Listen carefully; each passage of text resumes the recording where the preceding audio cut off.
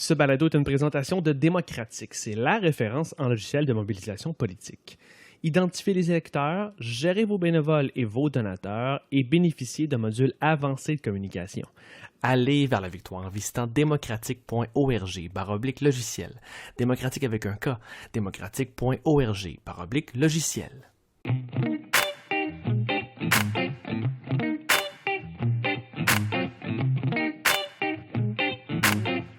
Nous sommes engagés publics. Bienvenue aux engagés publics. Aujourd'hui, troisième entrevue avec Sol. Bonjour Sol. Bonjour Denis. Merci de nous accueillir. Cette fois-ci, on est allé luncher ensemble. On s'est rencontrés dans ton bureau électoral. Ouais. On avait été chez Pierrot aussi. Ouais. Puis là, aujourd'hui, tu nous reçois dans ton bureau de comté. C'est comme si on avait il y a un narratif, hein, tu sais. Une escalade. Ouais, puis la prochaine fois, je sais pas où c'est qu'on va se rencontrer. Tu vas peut-être être à la tête d'un pays, on sait pas. On va se rencontrer dans un bureau de capitale nationale pour vrai. Ça serait le fun. On se le souhaite. Donc, tu sais, écoute, c'est pas, on te connaît. Tu connais la mission des engagés publics. On aime démystifier l'engagement en politique. Donc, c'est dans les premières choses qui m'intéressent. Es-tu souvent ici? C'est quoi j'étais curieux. J'aimerais ça t'entendre dans un premier temps un peu sur la vie, justement, de comté. Ouais. Je suis souvent dans Jean-Lesage, mais pas si souvent que ça dans mon bureau de Jean-Lesage, là. Dans le sens où, évidemment, moi, j'ai la chance d'être élu dans la capitale. Donc, quand le Parlement siège, je viens coucher chez nous le soir. Là, ça, c'est vraiment bien le fun. Mais en même temps, quand ça siège, t'es tellement pris que t'es monopolisé. Là. C'est des 14 heures par jour, puis il n'y a pas grand-chose à faire dans ce temps-là. Mais quand même, les lundis puis les vendredis de semaine où ça siège, je viens au bureau ici, mais c'est que je rencontre des organismes, mais souvent je vais à la rencontre des organismes, je vais à la rencontre des gens, donc c'est pour ça que je suis pas si souvent à mon bureau. OK. Je vais voir les gens là où ils sont, parce que pour apprendre à les connaître, ça donne une dimension de plus. Quand ils me font visiter leur installation, c'est concret aussi. Moi, je leur tiens plus. Hein, plutôt que d'avoir toujours du monde qui viennent te voir dans le même bureau, puis là, à un moment donné, dans ta tête, tu mélanges les affaires. Ben là, si tu y vas, tu peux pas t'en rappeler. Puis pas comprendre aussi, parce que tu plaides bien des questions qui ne seraient pas venues si tu n'avais pas été là. C'est important le contact avec le terrain. Oui, tout à fait. Fait que je suis pas si souvent que ça ici, mais en même temps, j'aime vraiment ça être ici parce que mon équipe est vraiment le fun, là. Puis il y a une belle ambiance. Fait que quand je reviens en circonscription, c'est le fun aussi parce que c'est moins la grosse pression, là. Tu sais, habituellement, une journée de circonscription, tu fais pas de médias. Donc, t'as pas. Puis il y a une pression vraiment de moins, là. Tu sais. Puis on travaille sur des choses qui sont pour le moyen long terme. Puis c'est le fun. Qui vont avoir vraiment des répercussions qui vont être tangibles, là. Rapidement, là, c'est quoi la grosse différence entre le travail à l'Assemblée pour un député versus le travail de comté? Pour un député de l'opposition, là, dans le système politique dans lequel on est, tu as peu de pouvoir. Tu as un pouvoir d'influence, de sensibilisation, d'information, puis etc. Mais le gouvernement, là, il y a l'exécutif et le législatif. Ce qui décide qu'il se passe, ça se passe. Là, t'sais. Fait que des fois, c'est plus frustrant. Quand tu es dans ta circonscription, tu fais des projets, puis ça va se passer. Là. Okay. Tu fais des projets. T'sais, moi, si je propose un projet de loi à l'Assemblée nationale, là, il sera probablement pas appelé. Si ici, je dis, il y a telle problématique, on rencontre les groupes, on fait de quoi ensemble, ça va marcher, ça va arriver. C'est-tu plus stimulant de travailler dans un contexte de comté qu'à l'Assemblée? C'est vraiment différent. Moi, je suis super stimulé par le travail de Parlement, pareil, dans le sens où, c'est frustrant d'être dans l'opposition, sauf qu'en même temps, j'apprends tellement. Puis là, tu t'apprends, puis là, tu te dis, un jour, on va être au pouvoir, comment on va faire? Comment j'aurais géré ça, moi, si j'avais été au gouvernement? Tu sais, comme au Conseil des ministres, là, est-ce qu'on aurait présenté ça de même? Est-ce qu'on aurait arrangé le calendrier législatif de telle façon? Ces affaires-là m'intéressent, puis j'aime aussi les médias, puis l'espèce de concerto entre les médias et les différents partis politiques là, qui émergent tous les jours, puis j'aime participer à ça, c'est le fun. Sauf que c'est très stressant, puis tu sais jamais ce que ça va donner, tu sais. Tu vas faire des affaires, là, les gens ça va-tu les faire changer d'idée dans le sens que je voudrais? Tu c'est difficile de le mesurer. Tandis qu'en circo, ben là, c'est plus concret. Là. Vous dites en circo, ça c'est un terme. Là, là, en circonscription. Ouais, ok. C'est quoi donne-nous un exemple de dossier. À quoi ça ressemble un dossier circo? Un dossier circo. Ben, en ce moment, par exemple, il y a des enjeux de qualité de l'air dans les Limoilou, par exemple. Fait que là, on rencontre des groupes pour voir qu'est-ce qu'il faut, c'est quoi les... Tu sais, il y a plein de problèmes, les problèmes sont multiples, là. On peut pas tout faire. Fait que là, on se dit sur quoi on va vraiment agir d'ici à 2022 pour que quelque chose se passe dans le sens d'amélioration de la qualité de l'air. Fait que en ce moment, ben là, je peux pas révéler quelque chose qui est en construction parce que ça gâcherait le punch, puis tu sais, Tu nous teases, puis tu vas nous garder comme ça. Oui, c'est ça. Mais j'essaie de penser à une affaire qu'on a déjà amenée, parce que moi, je fais des grosses affaires, fait que ça a pas encore abouti. Ça va s'en venir. Il y a des annonces qui s'en viennent. Il y a des annonces qui s'en viennent d'ici 2022, tu sais, on veut faire des choses significatives. Mais sinon, des choses, des fois, concrètes. OK, je donne un exemple, là. Il y a du monde qui nous appelle puis qui nous disent il s'est passé ça, il se passe ça à telle école, puis là, il manque de telle chose. Bon, mais là, on s'en va voir le monde. On peut-tu aider? Puis là, des fois, on voit il y a un organisme communautaire, justement, que lui, sa mission, c'est de faire telle affaire. On met les gens en lien, puis là, des choses se passent. Ça, c'est le fun.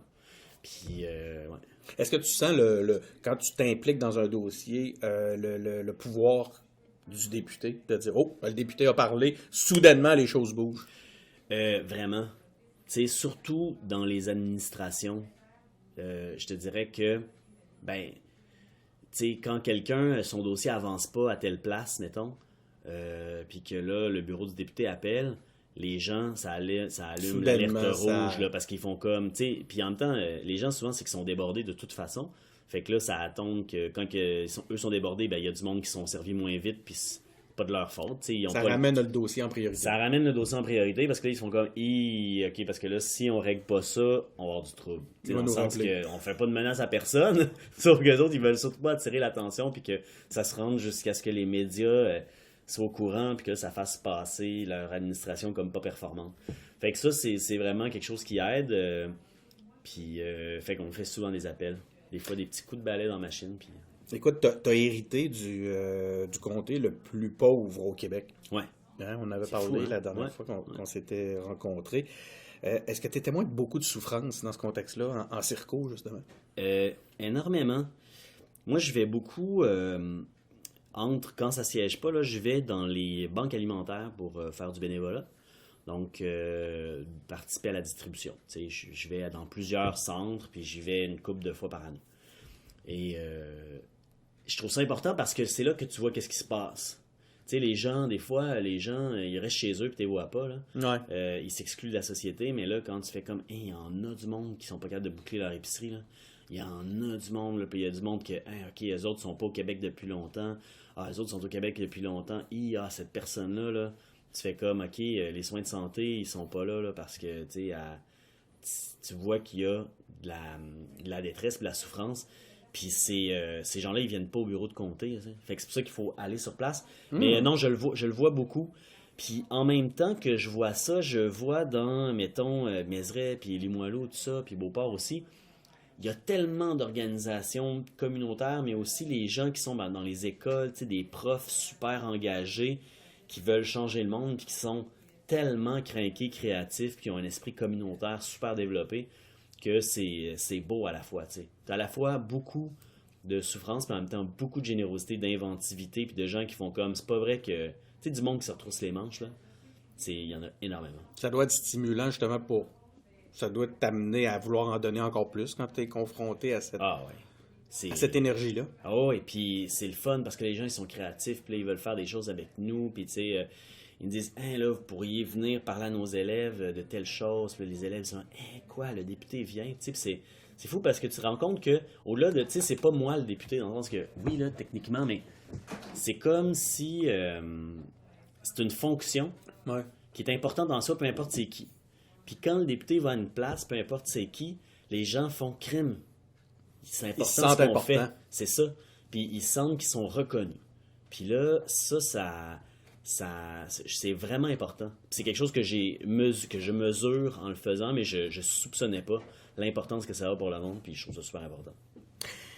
Écoute, il n'y a pas que la circo. Oui. Tu vois, j'ai adopté Ouais, voilà. le langage, j'aime ça.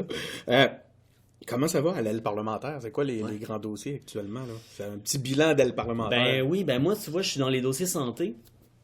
Les gros dossiers en ce moment, ben, les dossiers qui sont dans les commissions parlementaires, c'est des projets de loi pour élargir le pouvoir des infirmières praticiennes spécialisées, puis des pharmaciens, ça c'est terminé, pharmaciennes.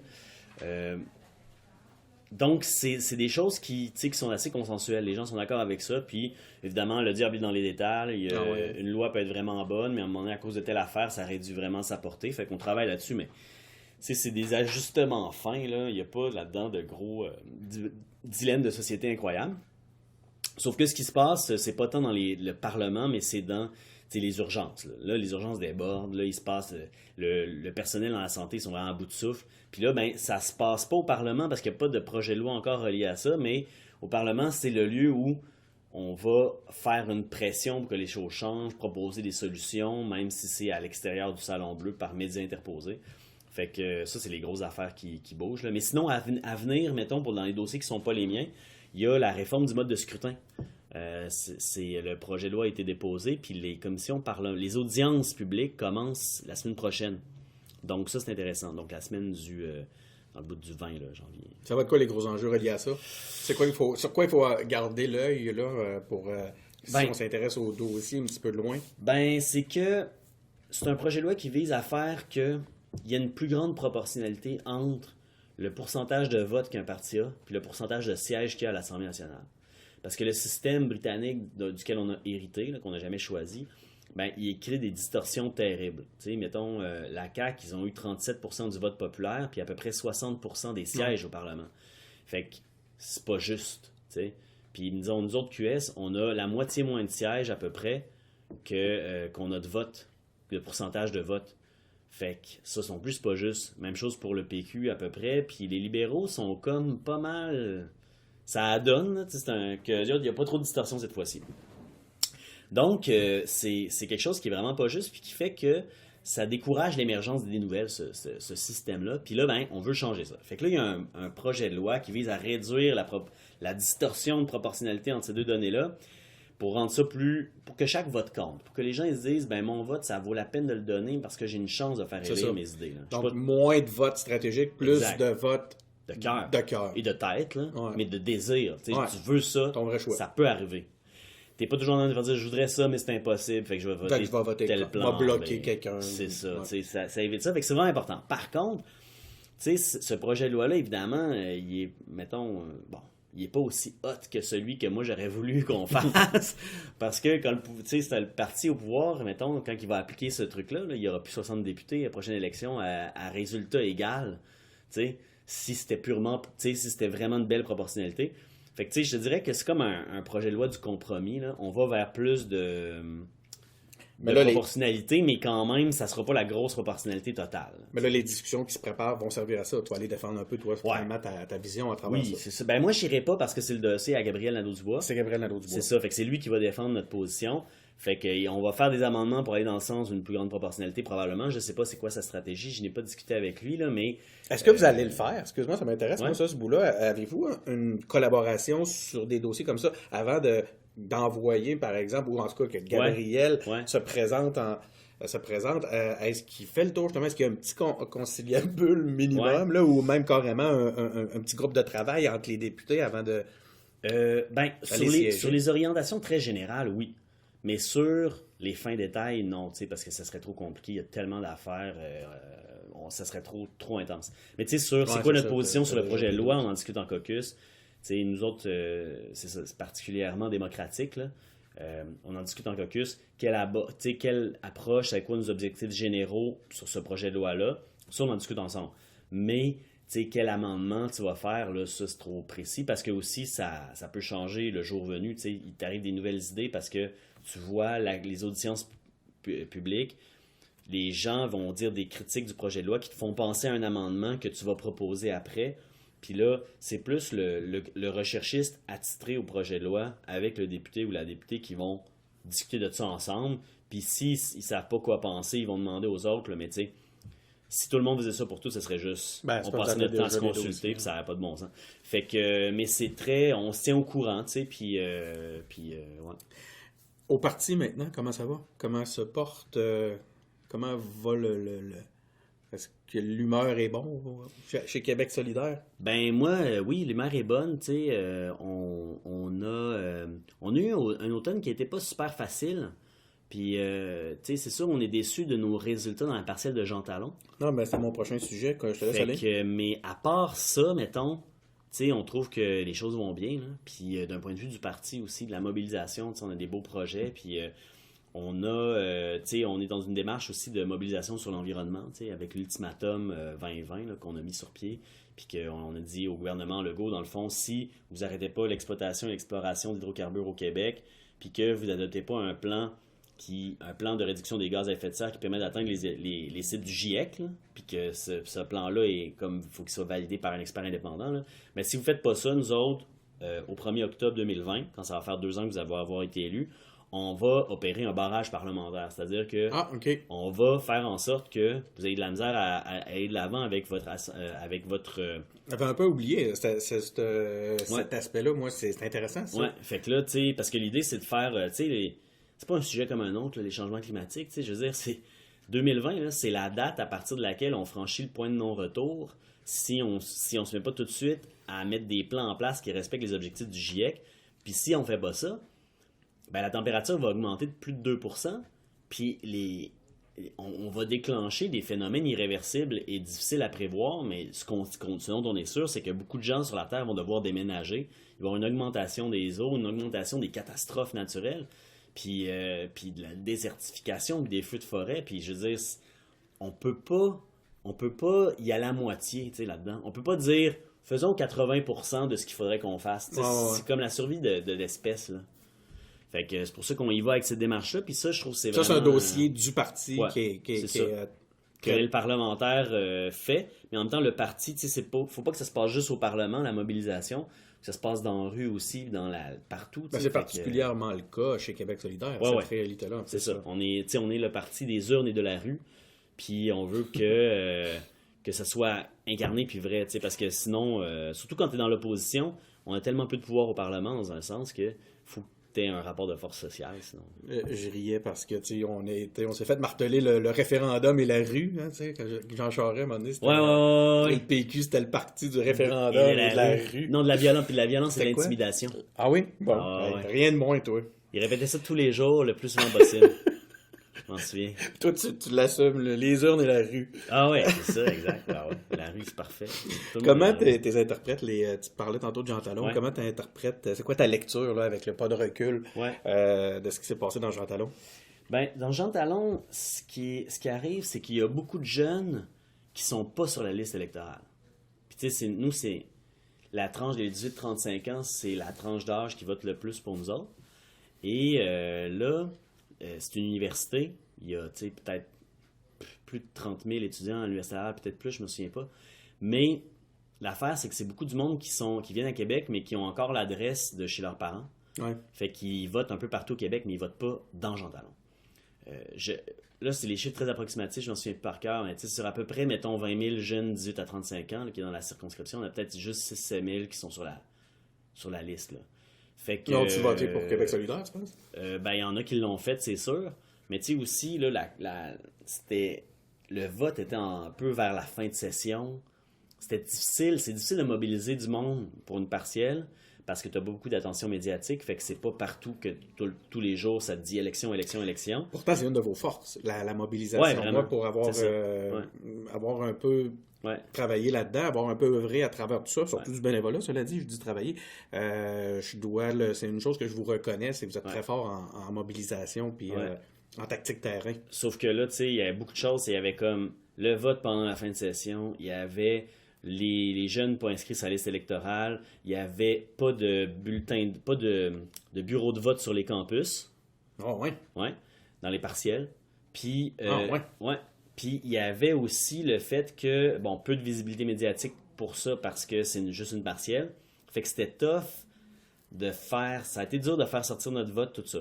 Puis je pense aussi qu'il y a du monde, tu sais, c'est sûr qu'il y a du monde qui n'ont pas aimé tout ce qu'on a fait. Puis je pense que la loi 21, aussi notre opposition à la loi 21, a peut-être nui auprès de l'électorat de Jean Talon. Malgré que, tu sais, il y a comme... Jean Talon, c'est quand même là où il y a eu l'attentat de la mosquée. Là. C'est le comté le plus multiculturel dans la capitale nationale. En plus. Bon, mais c'est ça. Les néo-québécois, néo-québécoises, dépendamment de ça fait combien de temps qu'ils sont là, ils sont pas nécessairement citoyens, droit de vote, tout ça. Fait que, tu sais, je pense que c'est comme un vote qui a peut-être pas été assez fort pour dire on n'est pas d'accord avec la loi 21. Je sais pas. Je sais pas comment interpréter ça. C'est sûr que, tu sais, nous... La question, c'est, on se retrousse les manches, on recommence, puis on va continuer à développer des appuis dans ce recours. Comment va Olivier? Ah, il va bien, je l'ai croisé au théâtre mercredi. Qu'est-ce que tu allé voir? Les mains d'Edwige au moment de la naissance, elle a abordé, parce que ma blonde, qui est comédienne, elle joue dedans. Ah? Ouais, elle joue Edwige, justement. Puis, fait que je suis allé la voir à la première, puis j'ai croisé Olivier, qui était là par hasard, puis il a l'air de bien aller. Là. Lui, il est mindé 2022. Là, vous allez nous le ramener. Moi, j'ai eu une entrevue avec Olivier, puis je l'ai beaucoup aimé. Écoute, ça a été dans mes... Je les ai fait... il y en avait plus que 4, là, mais j'en ai fait 4.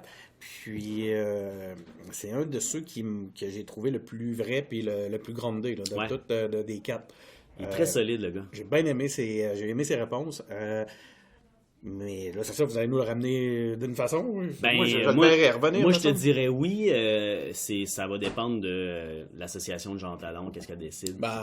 Il y a Jean Talon, mais lui, s'était présenté avant ça ailleurs aussi. Là. Oui, en Bellechasse. Toi-même, t'es un exemple d'élu qui a persévéré puis qui s'est présenté dans multiples comtés. Oui, dans multiples comtés. Comme quoi c'est possible. Et voilà, c'est possible après 5 élections. Mais moi, je pense qu'il a l'intention de se représenter dans Jean Talon. Puis s'il le fait, je serais bien content. Puis je pense que le monde va l'appuyer. Je pense que les gens ont trouvé qu'il a fait une méchante bonne job. Il a développé déjà. Bon, mais là, il faut qu'il ramasse ses pancartes. Là. Je sais pas si il y en a un reste? Ben oui. Où ça, je vais dire? Écoute, moi, j'étais allé sur Magloire la semaine passée, puis il y avait je disais au monde avec qui j'étais, tiens, Olivier est encore... OK, sur Magloire. Ça doit pas être juste sur Magloire, là. Vous ferez un petit tour. Écoute, OK, Antoine Robitaille. Ouais. Dernièrement, dans le Journal de Québec, qui faisait état du mauvais départ. Faux départ, qu'il disait, je pense. Mauvais départ pour QS, ouais. De QS, puis là, il ramenait là, que tu avais tes collègues Gabriel puis Alexandre qui s'étaient distingués avec des affirmations douteuses. Toi qui es un amoureux de la liberté, comment tu réagis quand tu entends Alexandre qui dit des trucs du genre si faire une comparaison avec Trump, ça provoque une discussion, tant mieux. Ça, c'est pas la... je pense que ce qu'il reprochait... Antoine, c'était plus des... ce qu'ils ont rapporté, dans le fond, ils ont commenté des articles qui contenaient des choses qui n'étaient pas vraies. Hein? Mais tu sais, c'était, mettons, un article du Guardian, là, tu sais, c'est supposé être solide, là, tu sais, c'est pas un fake news, c'est pas un site de fake news sur Internet. Regarde ça, tout le monde peut se reprendre. Oui, c'est ça. C'est ça. Sauf que, tu sais, mettons, moi, ce que je trouvais là-dedans, c'est que ce qui est particulier, c'est qu'il a défendu. Ça m'a déçu, ce bout-là, d'Alexandre, tu sais, qui fait « Ah, mais là, si ça a provoqué une discussion, tant mieux. » Tu sais, à un moment donné, tu prends ton beef. Ouais. Je me souviens plus de la métaphore qu'il a utilisée. C'était ça le principal reproche qu'il faisait? Ce qu'il disait, c'est que quand il a été confronté à ça, Alexandre Leduc a dit si faire une comparaison avec Trump, ça provoque une discussion, il dit tant mieux. Tu sais, mais c'est comme de dire, je sais pas, j'étais curieux de t'entendre là-dessus parce que, tu sais, reconnaître une erreur, à un moment donné, ça peut quasiment être plus payant que je pense qu'il l'a fait sur un post Facebook, Alexandre. Je pense qu'il a dit comme je reconnais que telle affaire, c'était pas exact. Toutefois, je pense qu'il soulevait un bon point en disant, tu sais, Antoine Robitaille, il reprochait, mettons, à Gabriel d'avoir partagé une information qui venait d'un article de Guardian, là, qui est quand même un gros média international. Ça, c'est un autre c'était 2 dossiers différents. Sauf que, tu sais, ce qui est quand même particulier, c'est que tu fais comme, OK, tu sais, est-ce que Antoine est en train de dire, sur Robitaille, que on peut pas se fier aux journalistes, tu sais, dans le sens que, tu sais, mettons, c'est pas réaliste de dire les politiciens, il faut qu'ils contre-vérifient les sources de tous les journalistes sérieux. Parce qu'au jour le jour, ça n'a pas de bon sens. Il faut bien trop qu'on fasse. Fait que ça, puis je pense qu'ils ont reconnu leurs erreurs là-dessus. Mais l'affaire de Trump, je m'en souviens plus. En fait, c'est pas super important que ce soit Trump. Moi, ce que je trouvais, j'étais vraiment curieux de voir comment tu réagissais là, quand tu voyais qu'il maintenait. Mais je pense qu'on a... Comme si l'utilisation d'une information fausse pouvait être justifiée parce qu'elle déclenchait une discussion. Ben non, moi ça, je suis pas d'accord avec ça, c'est sûr. Puis je pense pas que... En tout cas, il faudrait voir, là, j'ai la misère à commenter parce que j'ai pas vu tout ce qu'il a fait. J'étais comme un peu en vacances aussi. Mais je pense qu'on est tous soucieux d'avoir vraiment une éthique de travail dans les communications publiques, ce qui est vraiment difficile parce qu'en politique, dans le fond, si tu es ultra rigoureux comme un travail universitaire, tu ne seras pas communiqué. Personne ne va jamais entendre parler de toi. T'sais. Fait que tu es toujours pris dans un dilemme où il faut que tu simplifies les choses le plus possible en leur rendant justice. Puis c'est un art, c'est difficile, c'est très tough. Puis à un moment donné, tu fais comme... C'est complexe. Fait que là, qu'est-ce que tu fais quand c'est ultra complexe? Mais en même temps, c'est important d'en parler. OK. Mais si tu l'expliques avec toutes ces nuances-là, oublie ça. Ton message passera pas, personne va être intéressé à en parler, ça marchera pas. Fait que là, tu fais le choix de... Fait que là, tu dis, jusqu'où tu vas dans la simplification, puis dans un peu, Est-ce ça qui nous amène à des débordements? On parle de plus en plus de populisme de gauche. Est-ce que c'est ce genre d'exercice de simplification-là qui finit par dépasser la limite ou la ligne qui nous amène justement vers une forme de populisme? Puis moi, j'ai pas de... Je suis pas du genre à chercher à faire des jugements par rapport au populisme. Okay? Au contraire, je te dirais que si justement le Parti québécois, par exemple, ou Québec solidaire, tout ça était des fois un peu plus stratégiquement populiste, probablement que ça irait mieux dans les intentions de vote pour eux. Mais là, quand même, je te pose la question, est-ce que c'est ce genre de désir de simplifier là qui nous amène à passer la ligne? C'est que ça dépend. Je réponds à la question directement, mais avant, je fais un petit préambule. T'es le bienvenu. Dans le fond, je suis d'accord avec toi sur le fait que le populisme, c'est pas nécessairement mauvais, ça dépend comment on le définit. Si c'est le populisme, c'est Trump, puis que c'est d'attiser la haine des divisions, puis tout ça, tu fais comme non, ça c'est pas bon. Mais si c'est proposer des choses qui sont simples et bonnes, puis pas hésiter de parler comme tout le monde parle, au lieu d'essayer d'avoir l'air d'un politicien, d'avoir l'air de ci puis de ça, puis de s'exprimer, puis de se comporter comme tout le monde se comporte en tant que représentant du peuple. Moi, ça, je trouve que c'est positif. Dans le respect de la vérité. Oui, dans le respect de la vérité, toujours, ça, c'est clair. C'est ton point. Ouais, c'est ça. Mais, tu sais, des fois, mettons... moi, une affaire que je trouve qui est du mauvais populisme, là, c'est comme quand on dit, puis qui découle de la volonté de vraiment archi-simplifier. Je prends un exemple d'une promesse de la CAQ à la dernière élection, là, c'était « On va redonner 1000$ dans vos poches à chaque famille. » Ouais. Ça, pour moi, c'est populiste parce que tu fais comme... C'est sûr que c'est simple. Tout le monde va comprendre ça. Puis c'est sûr que tu fais comme wow, 1000$ dans mes poches. Qui c'est qui veut pas avoir 1000$ de plus dans ses poches? Qui a eu son 1000$ dans ton comté? Je sais pas. C'est une bonne question. Hey, ça serait très intéressant de la poser de même. Parce qu'évidemment, ils disent, dans le fond, on va couper telle taxe sûrement, puis telle autre affaire, fait que ça va vous libérer en moyenne 1000$, Mais la question, c'est que c'est simple, ça a l'air bien beau, mais c'est pas nécessairement c'est trompeur. Je pense que c'est là où on simplifie trop, puis quand c'est trompeur, c'est pas bon, parce que la personne, tu vas y mettre 1000$ dans ses poches, mais tu vas peut-être y enlever 2000$ de service public, par exemple. Tu sais? Puis ça, c'est pas correct. De toute façon, pour faire sauver 1000$ à quelqu'un, il faut qu'il le paye à quelque part. Donc, c'est pas les plus grands payeurs de taxes et d'impôts sont pas dans ton comté, tu sais. C'est ça. Fait que c'est comme... ça, moi, je trouve que c'est de l'hyper-simplification. Fait que, mais c'est un gros défi, tu sais. Parce que les problèmes du monde sont complexes. Puis, on n'a peut-être pas, je trouve, toujours, là, tu sais, moi, quand on tremble en politique, là, on finit par connaître les affaires parce que quand tu lis le journal tous les jours, là, tu deviens très politisé. Mais on n'a pas au Québec une super grosse formation, une initiation à l'actualité on pourrait, à l'école. On pourrait présenter ça au lieu des cours de culture religieuse. Moi, j'espère que dans les cours de CR ou modifiés, parce que les disent abolis, mais dans le fond, ils refont le programme en enlevant un peu du volet religieux. Puis en mettant de la philo et tout ça. Tu sais, nous autres, on n'est pas contre ça. Au contraire, on est pour que ce cours-là soit amélioré. Maintenant, s'ils veulent changer de nom pour des raisons de... Parce que le monde, je sais pas, ils sentent qu'il y a un momentum, qu'ils vont gagner des points à changer le nom du cours, qu'ils fassent ça. Mais c'est effectivement un lieu où il peut y avoir, puis je pense qu'il y en avait dans les gens qui le donnaient. Tu sais, les cours, les profs sur le terrain de ECR, là, ce qu'ils faisaient, c'est de la philosophie avec les élèves, puis de l'anthropologie des religions. Là, tu sais, c'est pas de l'enseignement religieux. Puis il abordait des thématiques du monde actuel, puis il abordait aussi comment est-ce qu'on discute de façon éthique ensemble, tu sais, puis il abordait les sophismes en les appelant les entraves au dialogue. Puis il formait les jeunes à discuter de choses sociales ensemble. Fait que c'était vraiment important. Puis moi, je m'imagine pas que c'est cet élément-là qui va sauter dans le cours. Là. Je pense que ça va rester, puis je suis pas inquiet de ça. Là. Mais c'est super important. Mais on devrait avoir plus de ça au Québec. T'sais. Ce qui va outiller nos jeunes plus tard à justement pouvoir détecter le mauvais populisme, oui. peut-être. Ouais, c'est ça. Pour refaire un lien avec notre discussion. Ouais, parce que exact, là, je t'amène dans des pistes un peu qui divergent. Comment tu interprètes, puis on va y revenir sur cet aspect-là que tu viens d'énoncer, sur justement il y a un apprentissage dans la façon de faire de la politique, il y a des lignes que des fois on va dépasser sans faire exprès, des fois en le faisant d'une façon stratégique. Je vais te ramener là-dessus parce que ça m'intéresse beaucoup. Parce que, en fait, je vais te le dire tout de suite, c'est que je doute de la capacité à Québec solidaire de pouvoir agir stratégiquement au point de vue, par exemple, d'aller chercher des votes à cause justement de votre structure, la puissance et la force de votre base militante. Ouais. Vous vous présentez vous-même comme des porte-paroles. Ouais. Est tellement forte que on dirait qu'à quelque part, il y a comme cette espèce de capacité, cette possibilité-là d'agir stratégiquement pour aller chercher des votes. On dirait que vous ne l'aurez pas.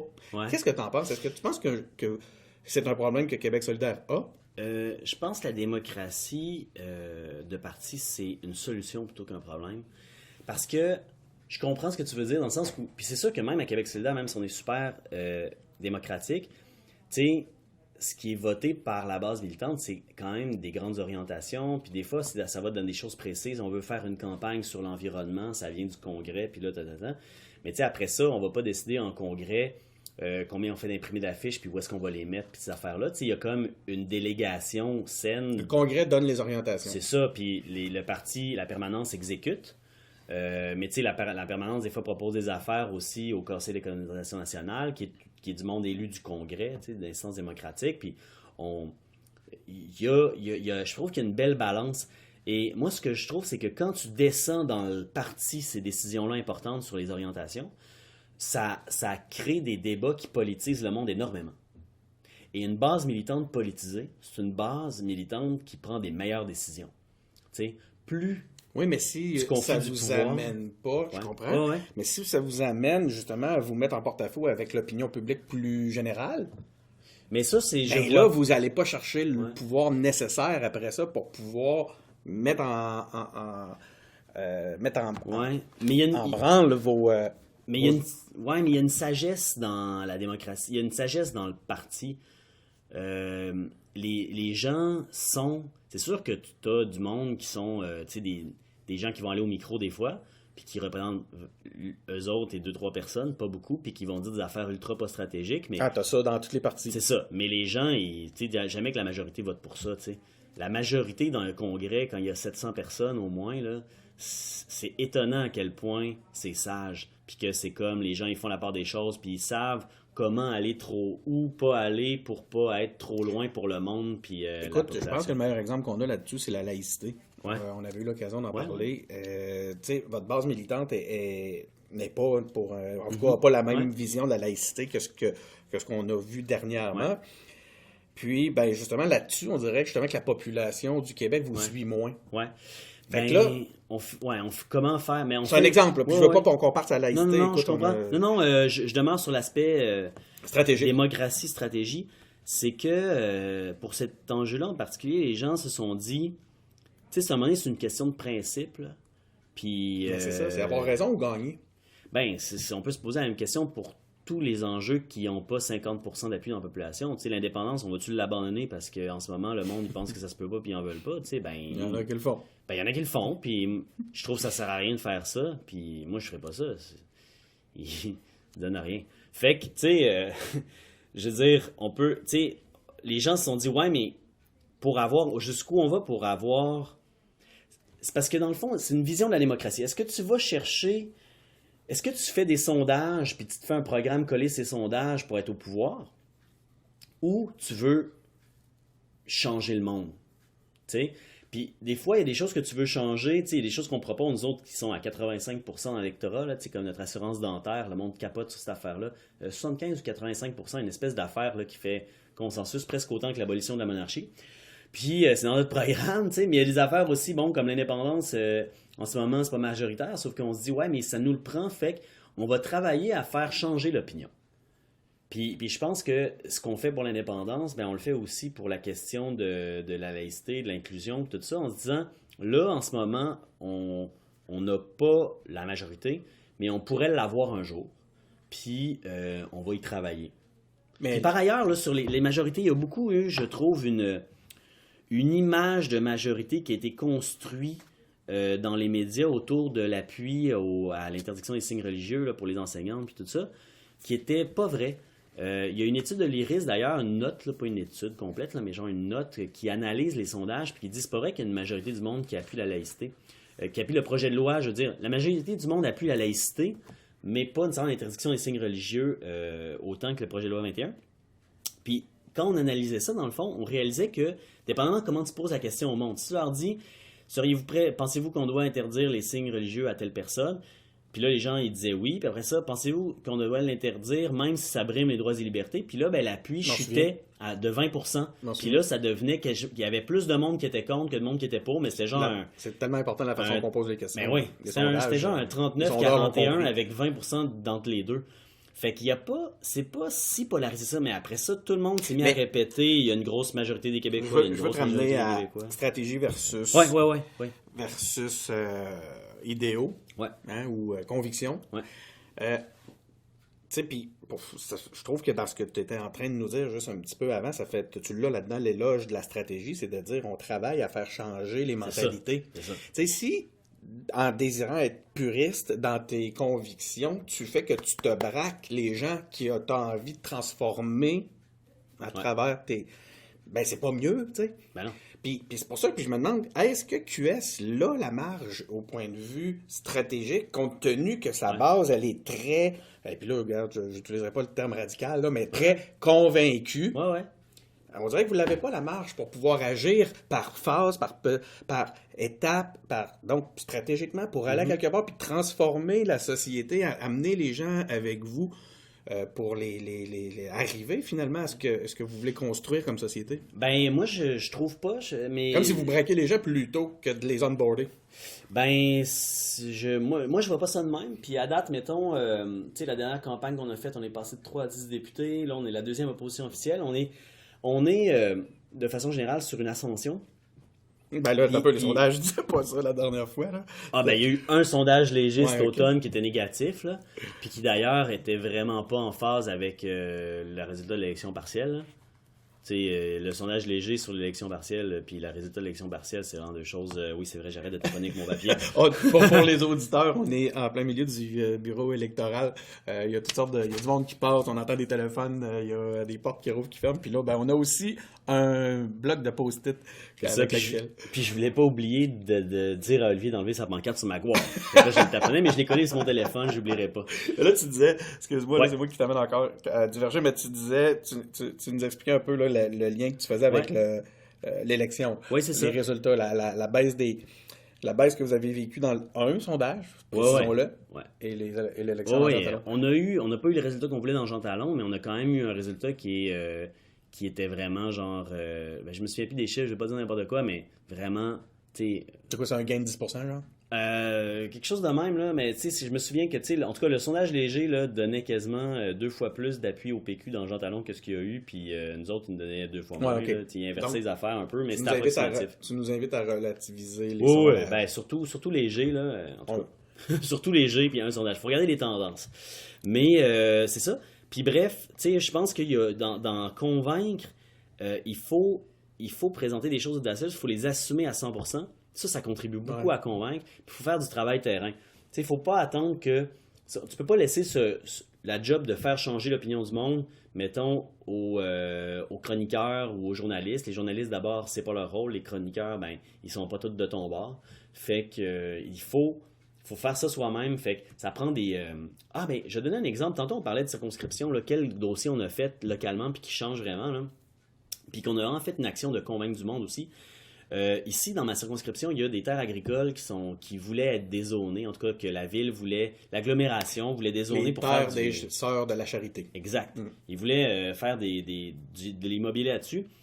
L'association locale de Jean Lesage, les militants, ils étaient full motivés. Ils ont passé un tract dans toutes les maisons autour des sœurs, tous les quartiers autour, pour dire on vous invite à une assemblée d'information publique.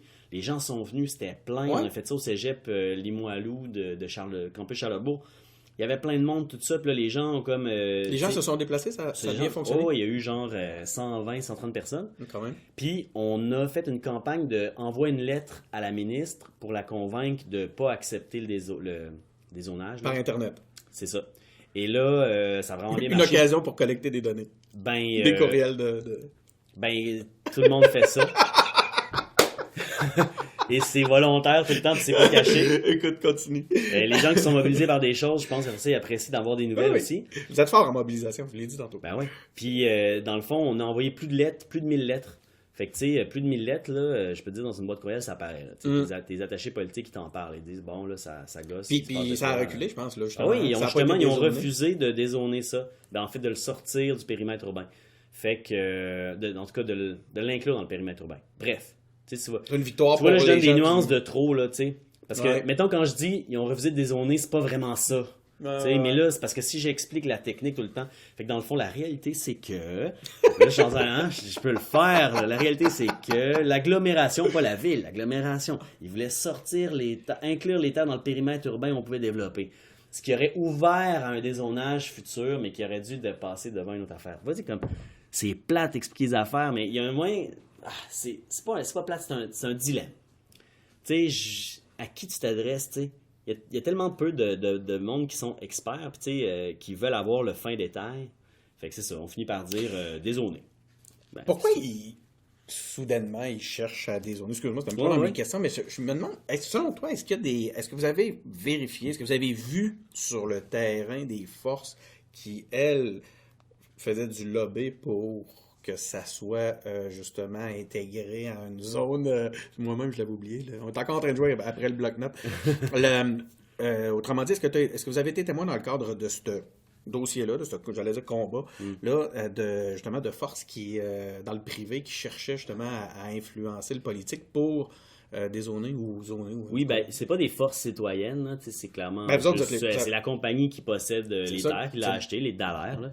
Moi, j'ai pas vu, ils ont pas fait, à ma connaissance, ils ont pas passé des tracts puis tout ça, là. Je pense que, mais c'est sûr que, je sais pas ce qu'ils font, là. Je sais que, tu sais, avant que les sœurs leur vendent le terrain, ils étaient très impliqués avec les sœurs, tu sais, parce que c'est une compagnie aussi très impliquée pour vrai, là. Ils font des gros dons aux communautés religieuses, puis ils les aident beaucoup, puis tout ça.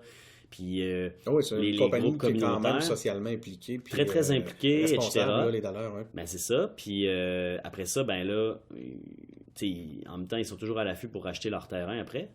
Je fais pas de procès d'intention, mais c'est comme ça qui se passe. Sauf qu'à part cette force-là, tu sais, c'est sûr qu'ils ont dû, mais je sais pas, mais ils ont dû demander à la ville, hey, regardez, on pourrait développer là-dessus, vous devriez demander à le faire, puis c'est correct. C'est normal que les citoyens, quand ils veulent pas ça, ils le disent, puis qu'après ça, ils gagnent. Mais moi, j'ai l'impression que c'est une bataille qui n'est pas terminée. Là. Éventuellement, ça va être remis en jeu. Là. Les gens vont vouloir redévelopper dessus. Là. En terminant, Sol, je sais que tu as un avion à prendre. Ouais. Dernière question, as-tu remarqué que je t'ai pas parlé de Catherine Dorion pantoute? Mais ça m'aurait fait plaisir. Moi, je me tanne pas d'en entendre parler de Catherine. OK, mais t'es dans l'univers médiatique idéal dans ce cas-là. Voilà. Ah non, je l'aime beaucoup, puis j'admire beaucoup ce qu'elle fait. Puis c'est sûr que des fois, c'est juste que quand, des fois, de la façon dont le monde en parle, des fois, c'est pas facile pour elle. Sauf que, c'est ça. En fait, c'était plus ça le sens de ma question. C'était pas pour parler de Catherine. Ouais. C'était plus pour dire... Ça t'arrive-tu des fois que t'en entends pas parler lorsque t'as un représentant média qui vient te voir puis qui... Bon, oui, quand c'est sur mes dossiers, ouais, tu sais, en santé, on parle pas de ça. Mais non, c'est ça.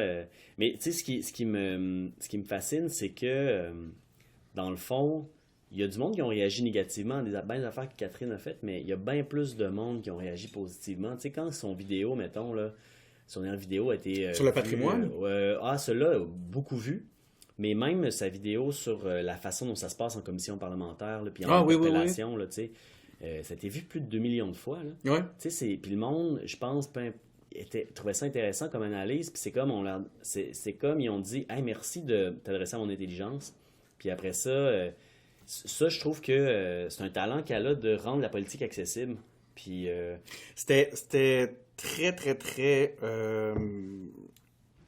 C'était bien fait. C'était très astucieux comme tactique. C'était bien réalisé. Puis tout, ça faisait une belle démonstration. Puis moi quand je l'ai vu, j'ai été exposé la première fois. Je l'ai beaucoup apprécié. Je l'ai même encensé. Même dans le cadre du balado, je l'ai encensé. Cela dit, quand on voit justement que... J'ai quand même un problème au final, on a vu un peu comment ça a viré après, là, la ministre s'est défendue, puis elle a dit « Ouais, mais là, vous avez quand même pas tout exposé. » Puis de voir justement que les médias ou les différents médias, comme les balados, tout ça, sont maintenant directement entre les mains des partis, au même titre que tu as la police qui a, par exemple, des porte-paroles. Puis maintenant, les journalistes ne travaillent même plus. Ils mettent un micro en dessous de la bouche du porte-parole de la police, puis ils partent avec ça comme si c'était une nouvelle. Ça fait que finalement, on l'a plus, cette espèce de travail-là. Ça m'étonne de voir que ce travail de contrebalancer l'information-là vient maintenant directement de la bouche des belligérants. Tu sais, c'est plus... Tu comprends-tu où est-ce que je vais en venir? Je trouve ça quand même touché de voir que, en ayant accès à tous les médias comme aujourd'hui, comme on l'a, que finalement, on remet notre information entre les mains de groupes qui ont des intérêts... des groupes militants, tu sais, comme on l'a vécu là. Ça, écoute, je te lancerais sur une jeune affaire que j'imagine que philosophe, tu aurais envie de m'en parler longtemps, mais... Ben, moi, j'aurais tendance à tu sais, ce qu'il faut, là, faut pas idéaliser une objectivité qui n'existe pas. Mm-hmm. Tu sais? C'est intéressant, ça. Je veux dire, moi, je pense que les gens apprécient d'avoir ce qu'on dit sans filtre. Parce que après ça, ils peuvent se faire leur propre idée. Là. OK, eux, ils disent ça. Au moins, je sais ce qu'eux disent. Mais il y a le fameux phénomène des chambres d'écho qui vient distorsionner ça, par contre. Sauf que, tu sais, après ça, mettons, tu sais, je veux dire, des gros groupes de presse comme Québécois ils ont une ligne éditoriale. Là. Je sais pas. Ben là, c'est quand même assez évident. Puis, c'est des groupes qui ont des intérêts économiques très forts. Puis qui ont des intérêts politiques parce que la politique est liée à l'économie. Puis ça, je suis pas en train de dire que les journalistes se font dire quoi à dire. Là. C'est beaucoup au niveau de l'opinion que se jouent ces choses-là, mais aussi dans l'organisation, tu sais, puis, tu sais, comme, qu'est-ce qui va être mis? C'est quoi? On va-tu faire plus des articles sur il faut dégraisser l'État ou, tu sais, on fait-tu, tu sais, le Québec dans le rouge, le bordel informatique, tout ça? C'est des choix éditoriaux quand même de mettre de l'information toute là-dessus. La grosse enquête sur les libéraux qu'ils ont faite, le bureau d'enquête, moi j'étais bien content, je trouve que c'est intéressant, puis c'est leur rôle de faire ça, puis c'est bon. C'est pas des...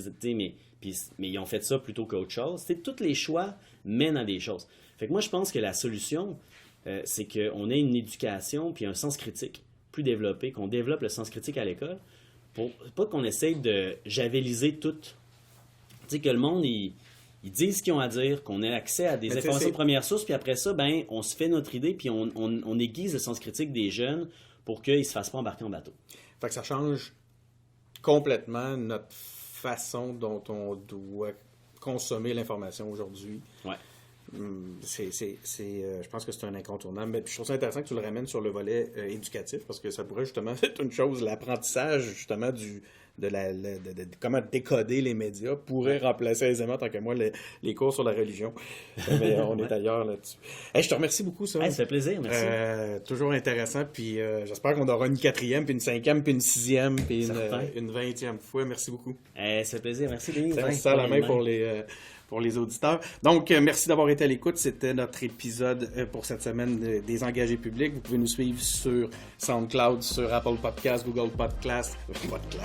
Google Podcasts. Google Podcasts, ça existe aussi. Hein? C'est vrai? Non, mais en fonction de certaines considérations, oui. Google Podcasts. Spotify, il y en a plein. Venez visiter notre site web, engagerpublic.com, engager avec un S, public avec un S. Puis merci beaucoup et à la prochaine.